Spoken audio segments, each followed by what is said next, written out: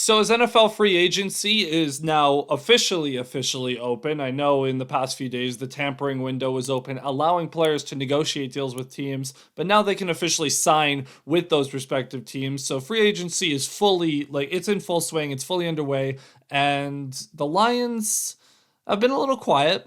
There hasn't been the flurry of moves that other teams are making, such as the Bears, for instance, or even the Vikings making splashes, the Packers doing, Packer things. But the Lions have been rather quiet, which isn't necessarily out of character. We know that the Lions prefer to build through the draft and take swings on some smaller scale free agents, go for some guys that have suffered injuries that are looking for a 1 year prove it deal. But the Lions have really just not been active at all. I recapped after the first day of the tampering window. DJ Reed was the big acquisition for the Lions. You can go watch that video if you want to hear my thoughts on that signing. But in the meantime, the Lions have really focused more on the depth signings. They've brought in some defensive pieces for the front seven, some special teamers. They've been beefing up the defensive line a little bit.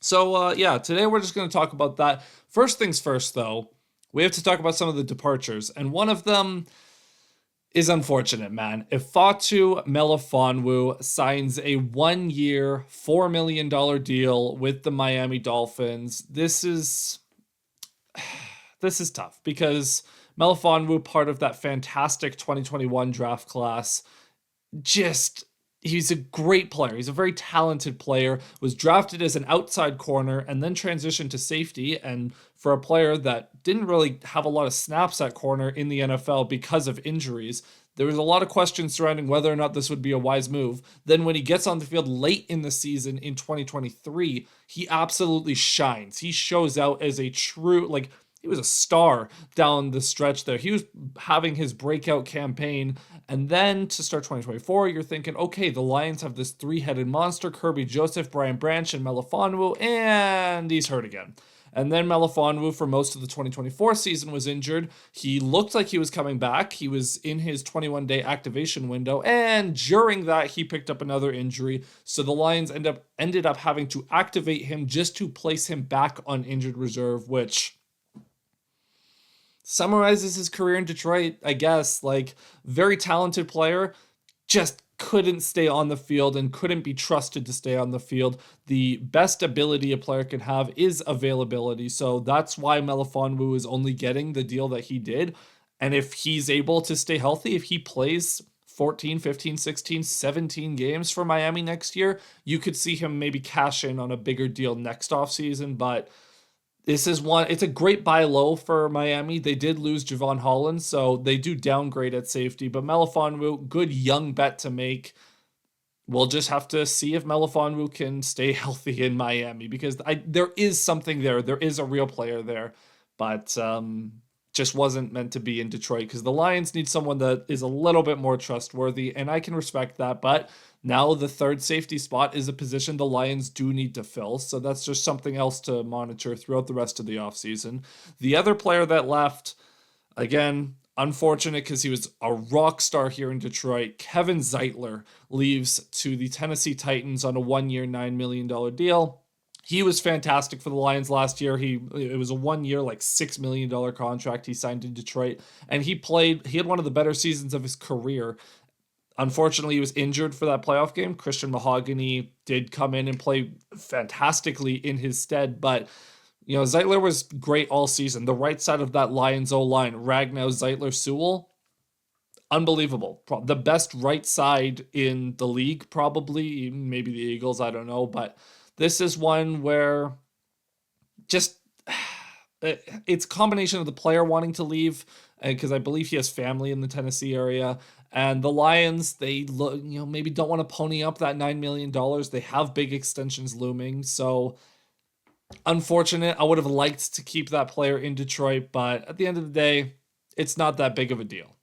Now on to signings that the Lions made. The first one is they signed nose tackle Roy Lopez from the Arizona Cardinals to a 1 year deal that's worth up to $4.65 million. Now, this is a weird one because the Lions have a nose tackle. His name is DJ Reader, which, By the way, I didn't mention in the last video, having both DJ Reed and DJ Reader on the same team, diabolical. But the Lions have a starting nose tackle. They also have Broderick Martin, who theoretically is the backup nose tackle, and he was a developmental guy that they took in the end of the third round a couple of years ago with the idea that he would become their nose tackle down the line.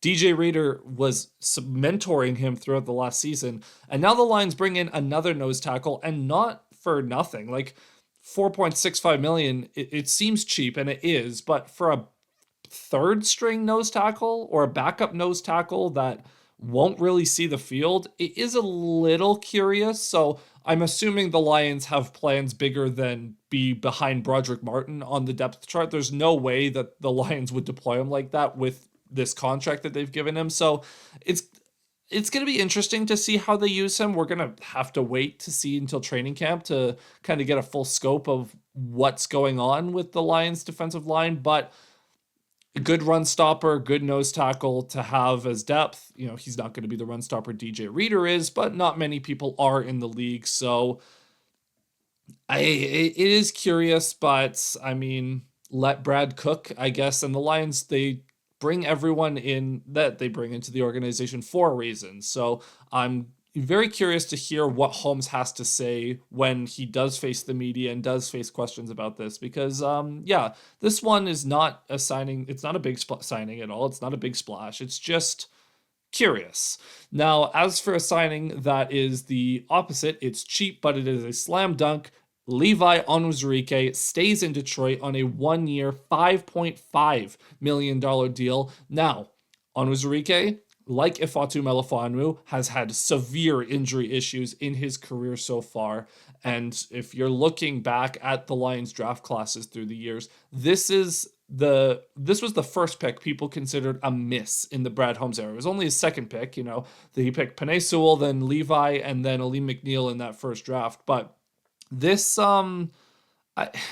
it's hard to question this because Levi, when he was on the field last year, was pretty effective. I think Benjamin Solak put out this tweet, but Levi, when you compare him to the other interior defensive linemen that got paid in free agency, he has a pretty reasonable pass rush win rate or pressure percentage compared to those guys. I think Milton Williams was a few points ahead of him, Javon Kinlaw a few points below, for example, but Levi's also getting paid a fraction of what these guys are getting paid. So to bring him back 1 year, $5.5 million, great. That's cheap depth. And if he stays on the field, he's going to be good. And if he's battling injuries, then he's not expensive. You didn't give him a big financial commitment. So it's relatively low risk, high reward. And if he has a good year next year, great. Then he'll cash in on a more long-term deal, whether it's with Detroit or someone else. So I do love that signing. I wanted to bring Levi back. I'm glad that he is still in Detroit, and it's a very,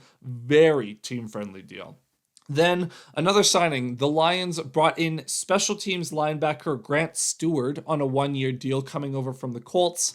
Now, admittedly, I don't really know much about this player, the same as I don't know much about Roy Lopez, but from all accounts, he is a very good special teamer. If you will recall a few years ago when the Lions brought in Chris Board from the Ravens back in the day, same idea, special teams linebacker that is not hopefully going to play a ton of defense, so don't worry too much about this signing. I am suspecting that this is a direct response to the Lions releasing Jalen Reeves-Maybin, who was their special teams ace linebacker last season and has been in the past before that. So this is a pretty simple depth signing, not too much to write home about here, but that's the nature of the kind of deals the Lions have been making in free agency so far. And last but not least, there's Craig Reynolds, who has been a fan favorite and the team's running back 3 over the And last but not least, there's Craig Reynolds, who has been a fan favorite and the team's running back 3 for the last number of seasons.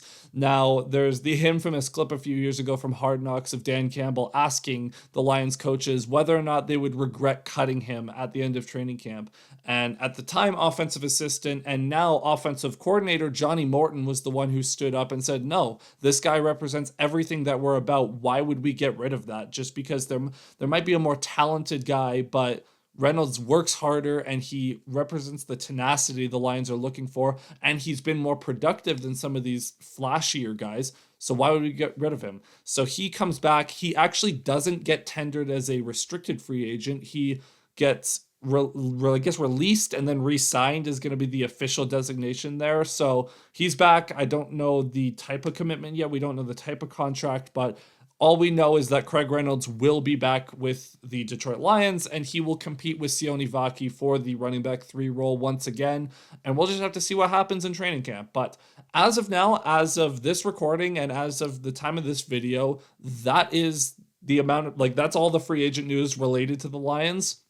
Unfortunately, there hasn't been much to talk about, so I can't really make a ton of videos on this, but just another recap for you guys. So if you've missed a couple of the more low-key signings, you all caught up. There you go.